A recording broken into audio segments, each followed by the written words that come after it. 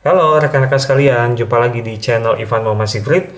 Baik, dalam kesempatan kali ini kita akan membahas sedikit mengenai materi mengenai keamanan cyber ya teman-teman ya. Untuk SKB Penata Kelola Sistem dan Teknologi Informasi teman-teman.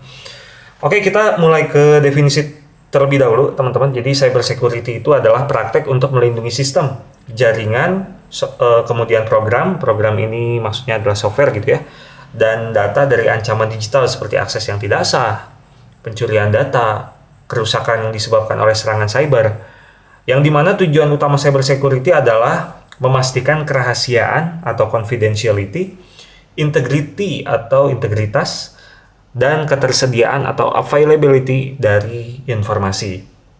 Nah, biasanya teman-teman, kalau kita berbicara masalah keamanan cyber, pasti yang bakal ditanya adalah prinsip CIA ini, teman-teman. Jadi, teman-teman wajib hafal mengenai prinsip CIA ini gitu ya, teman-teman ya. Kemudian kita lihat di sini ada beberapa prinsip. Tadi kita coba drill down dulu. Confidentiality adalah the need to protect sensitive information. Jadi kebutuhan untuk memproteksi informasi sensitif while still providing access gitu ya. Jadi ketika akses itu masih diberikan, kita juga perlu untuk memproteksi sensitif information tersebut gitu ya. Itu yang berkaitan dengan confidentiality. Kemudian integrity, the process and tools for maintaining the accuracy and trustworthiness of data ya. Jadi proses dan tools yang digunakan untuk memaintain gitu ya tingkat akurasi dan trustworthiness dari suatu data. Kemudian ada availability di sana. Jadi semacam guarantee gitu ya dari kita bahwa data-data tersebut masih tetap reliable dan juga konstan gitu ya aksesnya terhadap data confidential seperti itu ya. Jadi prinsip-prinsip utama dari cyber security yang teman-teman wajib hafal gitu ya. Kemudian kita akan membahas mengapa sih sebetulnya cyber security itu kok penting gitu ya. Yang pertama adalah perlindungan data, melindungi data sensitif seperti informasi pribadi, finansial, dan organisasi. Kemudian menghindari kerugian finansial tentu saja. Ketika misalkan kita menyampingkan cyber security, maka otomatis kita juga khawatir gitu ya akan terjadinya efek domino gitu ya dari pengabaian cyber security ini. Misalkan kepercayaan daripada user menjadi berkurang kepada kita gitu kan. Itu kan pasti akan melakukan ini kan pasti akan menjadi kerugian finansial gitu ya. Misalkan kalau kita mengabaikan cyber security di bank misalkan ya, ketika tahu banknya itu dibobol secara digital gitu kan, maka otomatis tingkat kepercayaan daripada user atau nasabah di suatu bank akan menurun drastis seperti itu teman-teman ya. Kemudian meningkatkan kepercayaan tentu saja ya, keamanan yang baik membangun kepercayaan pelanggan dan pengguna, dan yang terakhir adalah kepatuhan regulasi. Banyak negara mewajibkan perlindungan data melalui undang-undang GDPR dan juga PSE ya, penyelenggaraan sistem dan transaksi elektronik di Indonesia seperti itu teman-teman ya. Kemudian di sini ada beberapa jenis ancaman cyber. Yang pertama adalah malware ya, di mana perangkat lunak berbahaya seperti virus, ransomware, trojan, dan spyware ya teman-teman. Yang paling hype di sini adalah ransomware ya teman-teman. Jadi ransomware ini semacam perangkat lunak yang dimana ketika kita menjalankan program itu, maka otomatis PC kita akan terlock gitu ya teman-teman ya. Terlock, dan data-data kita juga akan di-lock teman-teman. Kita bisa membukanya sebetulnya asalkan kita menembusnya dengan sejumlah uang tertentu ya, biasanya menggunakan Bitcoin teman-teman. Kemudian yang kedua adalah phishing, upaya untuk mencuri data melalui email dan atau pesan palsu. Nah ini biasanya banyak sekali ya teman-teman ya berkaitan dengan phishing ini. Jadi teman-teman harus hati-hati agar tidak terkena virus lewat phishing tersebut gitu ya. Kemudian ada denial of service gitu ya, DOS, di mana serangan yang membuat sistem tidak dapat diakses gitu ya. Kita lihat di sini sebuah attackers gitu, itu menggunakan bot untuk mentarget server gitu ya, mentarget server dengan menggunakan sejumlah routing tertentu gitu teman-teman. Jadi dia menggunakan request dengan banyak sekali sehingga server akan kehilangan daya untuk men-solve gitu ya, atau melayani request-request daripada pengguna tersebut gitu, sehingga performansi akan turun dan juga akan terjadi down dari servernya, seperti itu teman-teman ya. Kemudian ada juga man in the middle attack, di mana penyerang mencegat komunikasi antara dua pihak. Biasanya ini dibikin dengan misalkan sebuah website palsu gitu ya di tengah-tengah. Jadi si user terhubung ke website palsu, kemudian website palsu juga nanti mengirimkan datanya ke website asli. Jadi di tengah-tengahnya itu ada attackers yang akan mencuri informasi berkaitan dengan email Anda dan juga passwordnya, seperti itu ya teman-teman. Kemudian ada juga social engineering, manipulasi psikologis untuk mendapatkan informasi sensitif. Ini biasa terjadi ya, terutama berkaitan dengan call center yang palsu teman-teman ya. Memanipulasi psikologis daripada pengguna atau target untuk mendapatkan informasi sensitif seperti nama ibu kandung, kemudian nama pribadi, kemudian alamat, kemudian nomor telepon, nomor KTP, dan lain sebagainya teman-teman ya. Oke. Kita lanjut ke jenis cyber security. Yang pertama adalah keamanan jaringan atau network security. Melindungi jaringan dari akses yang tidak sah atau serangannya gitu ya. Di sini kita lihat ada 7 dimensi dari cyber security. Yang pertama ada vulnerability management.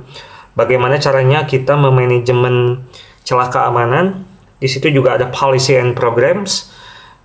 Bagaimana peraturan-peraturan gitu ya untuk menjaga sebuah sistem itu aman gitu ya.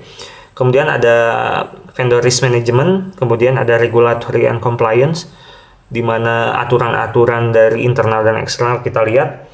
Ada awareness dan training, peningkatan kapabilitas daripada karyawan internal gitu ya.